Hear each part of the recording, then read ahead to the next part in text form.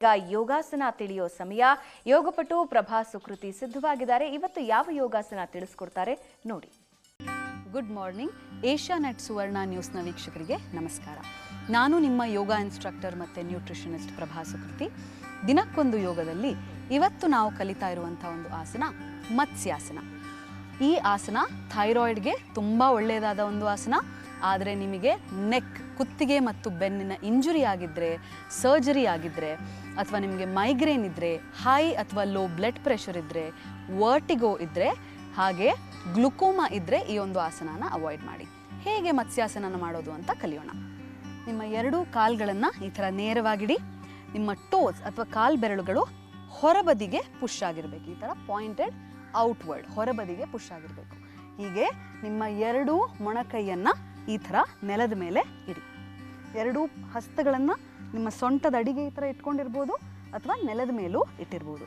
ಈಗ ನಿಧಾನವಾಗಿ ನಿಮ್ಮ ಎದೆಯನ್ನು ಮೇಲಕ್ಕೆ ಎತ್ತಿ ಉಸಿರು ತಗೊಳ್ತಾ, ಉಸಿರು ಬಿಡ್ತಾ ನಿಮ್ಮ ತಲೆಯನ್ನು ಈ ಥರ ಡ್ರಾಪ್ ಮಾಡಿ. ಇದೇ ಆಸನದಲ್ಲಿ 15ರಿಂದ 20 ಬಾರಿ ಉಸಿರಾಡಿ.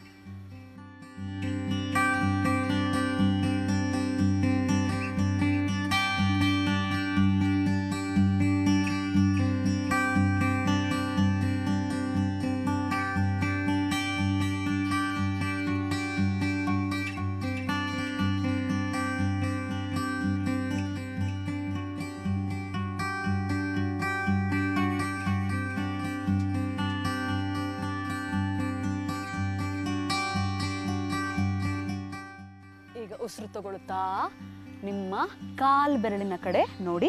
ಉಸಿರು ಬಿಡ್ತಾ ನಿಧಾನವಾಗಿ ಮ್ಯಾಟ್ ಮೇಲೆ ಮಲ್ಕೊಂಡು ರಿಲ್ಯಾಕ್ಸ್ ಮಾಡಿ.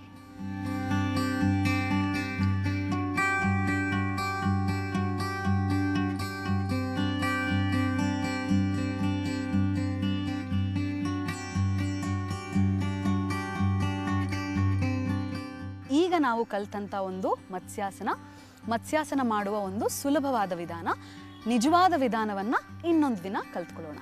ಈಗ ನಾವು ಕೊನೆಯದಾಗಿ ಥೈರಾಯ್ಡ್ಗೆ ಸಂಬಂಧಪಟ್ಟ ಹಾಗೆ ಒಂದು ಮುದ್ರೆಯನ್ನು ಕಲ್ತ್ಕೊಳ್ಳೋಣ. ಈ ಮುದ್ರೆಯ ಹೆಸರು ಶಂಖ ಮುದ್ರೆ.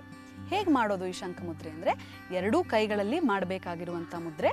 ಹಾಗಾಗಿ ತುಂಬ ಫ್ರೀ ಟೈಮಲ್ಲಿ 10ರಿಂದ 15 ನಿಮಿಷ ಇದನ್ನು ಅಭ್ಯಾಸ ಮಾಡಿ. ನಿಮ್ಮ ಬಲ ಹಸ್ತವನ್ನು ಈ ಥರ ಓಪನ್ ಮಾಡಿ, ನಿಮ್ಮ ಎಡಗೈಯ ಹೆಬ್ಬೆರಳನ್ನು ಈ ಥರ ಮಧ್ಯಭಾಗದಲ್ಲಿಟ್ಟು ಬಲ ಬೆರಳುಗಳನ್ನು ಈ ಥರ ಮಡಿಸಿ.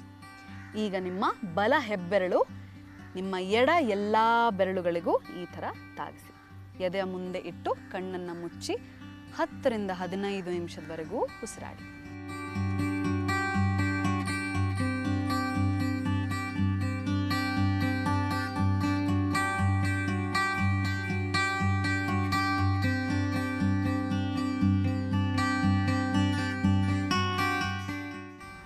ಇದಾದ ಮೇಲೆ ಪ್ರಾಣ ಮುದ್ರೆಯನ್ನು 5 ನಿಮಿಷದವರೆಗೂ ಅಭ್ಯಾಸವನ್ನು ಮಾಡಿ.